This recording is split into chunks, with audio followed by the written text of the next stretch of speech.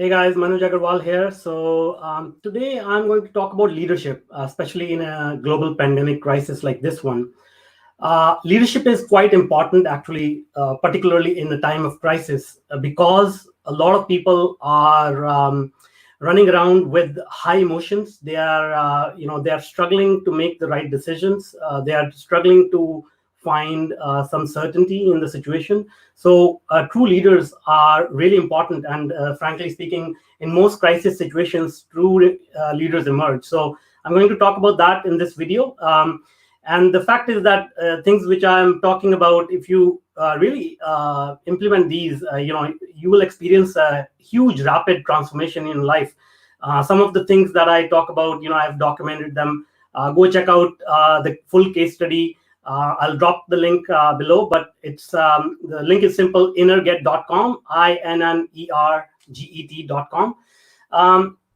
So coming back to leadership, you see, the first step in becoming a true leader, emerging a true leader in a time of crisis, is first of all acknowledge the crisis. Okay, you cannot hide behind this sense of positive thinking, or just pushing through a crisis without acknowledging it. So make sure you get together with your team, with your with your subordinates, with your clients, with your partners, with your affiliates, and you acknowledge that there is something there, something is going on, a crisis is going on, right?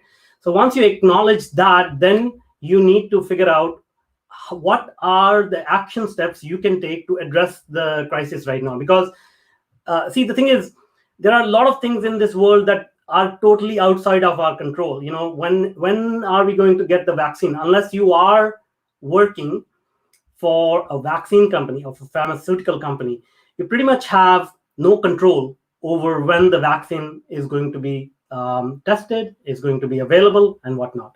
So there is no point in spending our energy on that aspect.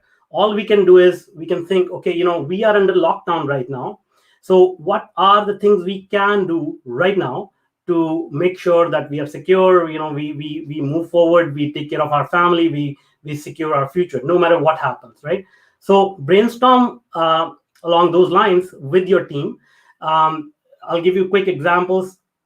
I have a daily meeting with my team, daily meeting without fail, and we talk about what is working, what is not working. We talk about what are some of the ideas that we can incorporate into our daily workings, and the ideas that we like as a team, we start to implement them. And in some cases, those ideas don't work. We stop using them, but some ideas out of the ones that we tried, they start to work very beautifully. So we continue to do more of those, and reduce our emphasis on the ideas that were not working, or things that used to work, they don't work anymore, right? The next thing is storytelling. We as humans, we resonate.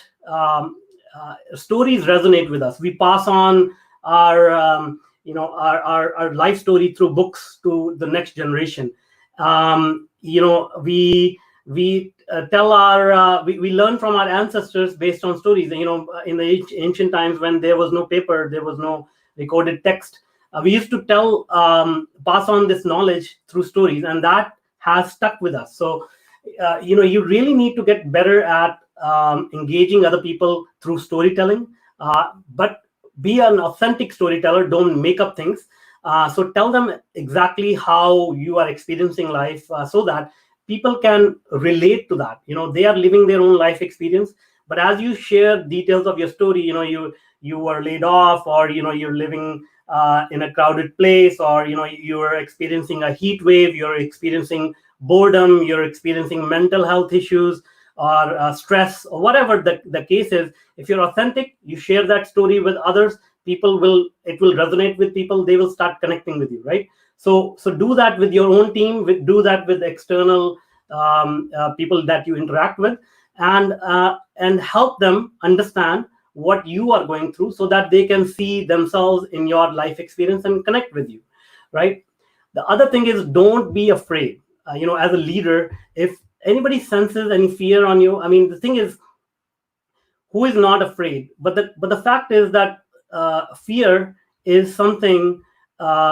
It's almost like the emotion of courage, but it's a flip side of courage, right? So if you have fear, that means you have courage inside you. All you need to do is you need to say to yourself, okay, I understand I'm going into unknown. I have no idea what the outcome is going to be, but the alternative is even worse, because if you don't do anything, and just let situation take control, then of course you're gonna have to be satisfied with whatever comes your way, whatever life throws at you, and it can be brutal. So you have to be ready for that. But in my opinion, it's much better to just say, okay, you know what, let's get together and figure out what are the next steps we can take, and don't be afraid to make changes. In a crisis like this, like let's say if somebody is not able to cope up with the situation that is going on, feel free to change the management roles, because some people may be suitable for a different type of a role. In a crisis like this, it's not easy to deal with the uncertainty. So do be flexible, and be ready to change the roles of your management team or what have you, right? And then lastly, listen to your clients, listen to your affiliates, listen to your partners, and more importantly, listen to your employees, listen to people around you, listen to your family. They are the people who know you the best, and give you the right advice, right? And don't let ego come in the way, because people are going to give you honest feedback, people who you trust, because most people, if you don't know them, they will obviously criticize you. One of the reasons they criticize you is because they need an outlet to get rid of their frustration, because they are not able to do what you are able to do. So they find easier to blame other people. But in your case, try to get your ego out of the way, receive that feedback, and based on that feedback, continuously improve yourself, continuously think what are the actions you can take today to improve yourself. And as you do this over and over again, things start to click. I mean, it's almost like magic. If you take action consistently, there will be days where you will feel so tired, with no outcome, no satisfaction, no fruit for your labor. But that's called the daily grind. Okay, we all have to go through it. Daily grind is basically just narrowing down on your focus, narrowing down on that bullseye that you want to hit. And that happens by continuous action, continuous sort of observation, continuous improvement. So I hope some of these things help you in becoming a true leader, emerge as a true leader, not only become a true leader, because in a crisis like this, let's face it, you don't have to be on the top of the food chain. You don't have to be a CEO. You don't have to be a VP to emerge as a leader. But if you are already at that position, it will be much easier for you to lead people in the time of crisis. And by the way, when we come out of this, the true leaders who emerge out of this crisis will have a much more dedicated following after the crisis is over. If you implement this during the time of crisis, provide the certainty that people are looking for. So I hope this video helps you in your journey, and leading your tribe, leading your organization, leading your family into the whatever the world has in store for us next. So I hope this was useful. Please send me your feedback, your questions, your comments. I'm really looking forward to addressing the challenges that you're facing in your life and helping you through those. So once again, just to summarize, today I talked about how true leaders can emerge in a time of crisis.